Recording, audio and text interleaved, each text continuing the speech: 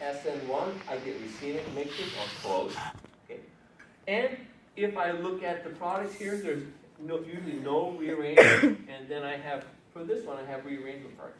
So if I did a chemical reaction, I could literally look at the products, measure the rate, and I could tell you what the reaction mechanism is, right? If I have rearrangements, I know it had to be SN1. If it was racemic mixture and no stereochemistry involved, and there was a chiral-carbon involved, I know it has to be SN1. I measured the rate, and it only depends on the substrate, alkyl halide, I know it's SN1. So how would I determine this? If I took this in a reaction and I doubled the amount of the alkyl halide, my reaction rate should double, right?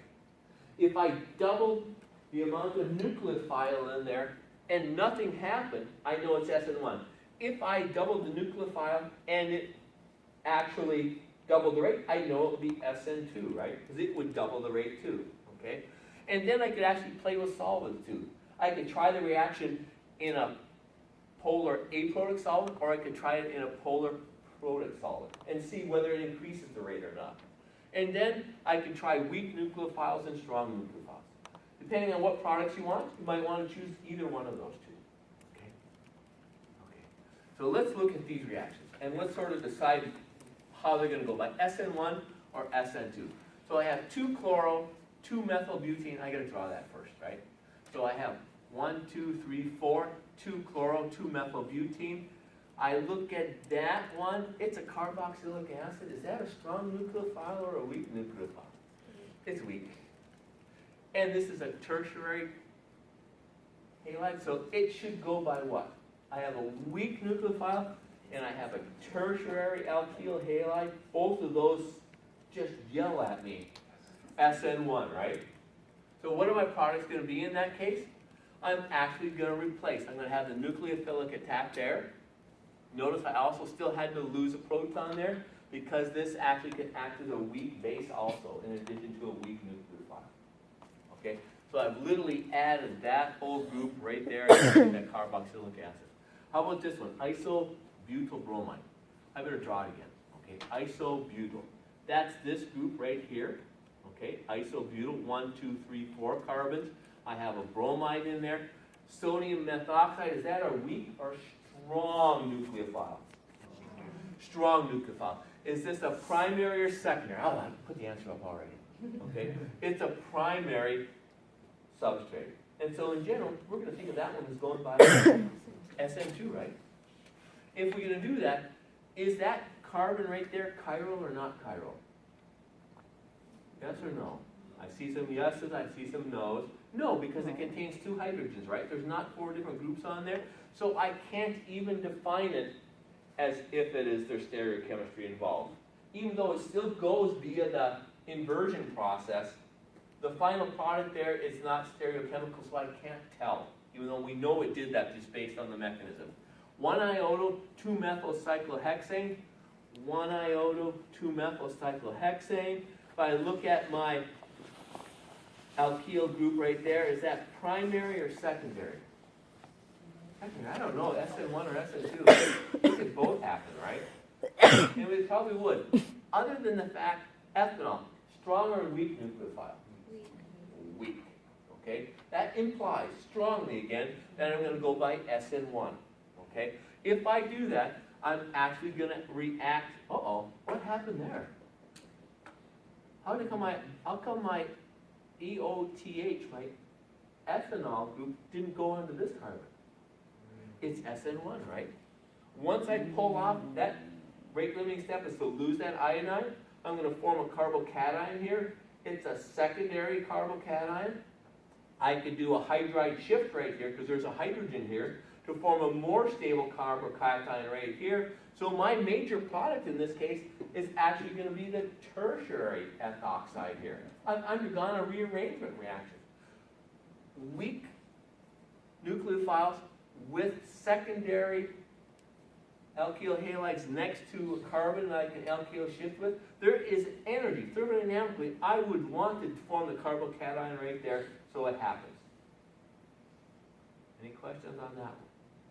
That one's a tricky one, right? Because I would have drawn the ethoxide out here. Does that happen? Yes. There's a minor product that forms with the F oxide on the same carbon that the iodide was on. Okay? But it's a minor product. This is my most major product, my most favorable carbocation forms at that tertiary carbon. Okay? Cyclohexylbromide, that is actually the alkyl halide name, right? Okay? What would I name this one if I were to name it by the IUPAC system? 1-bromocyclohexane. Do I have to put the 1 on there? No. That's all right. Okay? And I have methyl. Is this a primary, secondary, tertiary? Secondary? I don't know what's going to happen.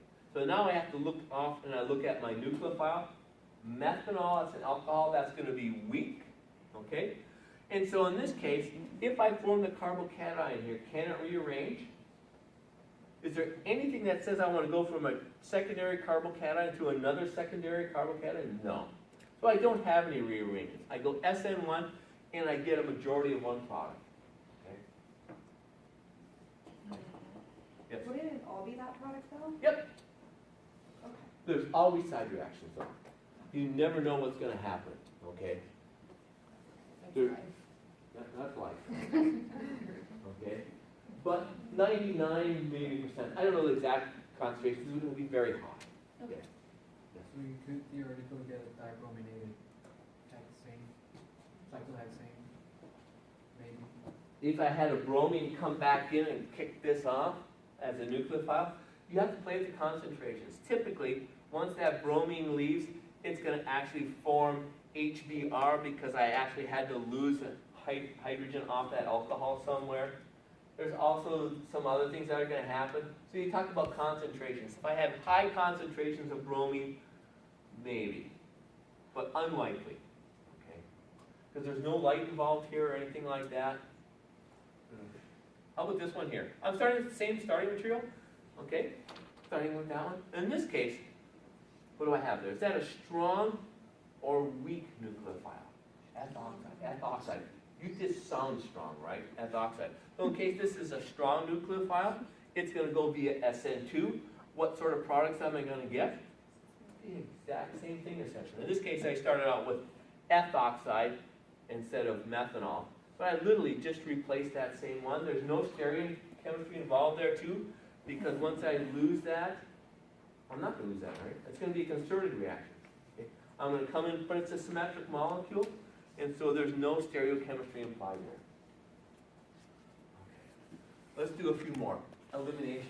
It turns out that if I have these nucleophiles here can also act as bases.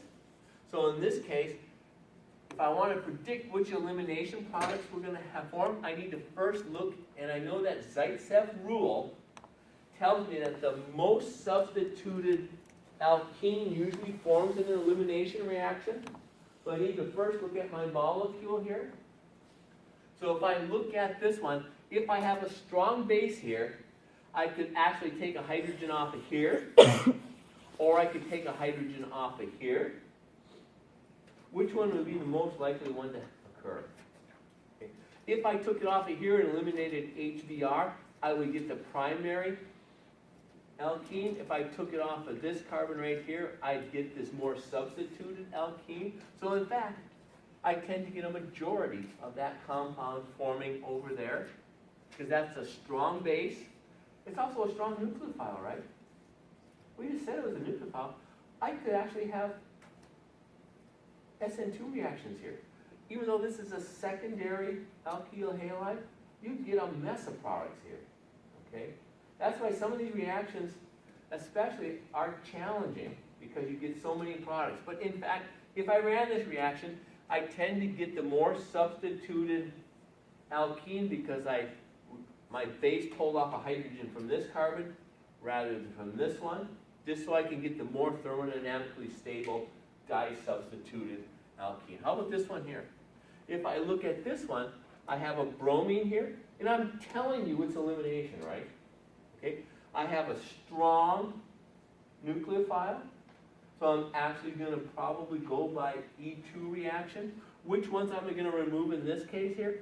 I have hydrogens there, I have hydrogens there, and I have hydrogens there. I could abstract each one. If I take this one's off and remove H, hydrogen, and bromine at the same time, I form a alkene there. That is actually a disubstituted alkene. If I took off this one here, I form a trisubstituted alkene. And so if we look at that a little closer here, I form a disubstituted alkene, or I form a trisubstituted alkene. Okay? And why have I drawn this squiggly line here? That's the long hair. Because there's two different hydrogens you can take off. I could either take the one on this side or the one on that side. They equally can come off, right? Is that what you were trying to say?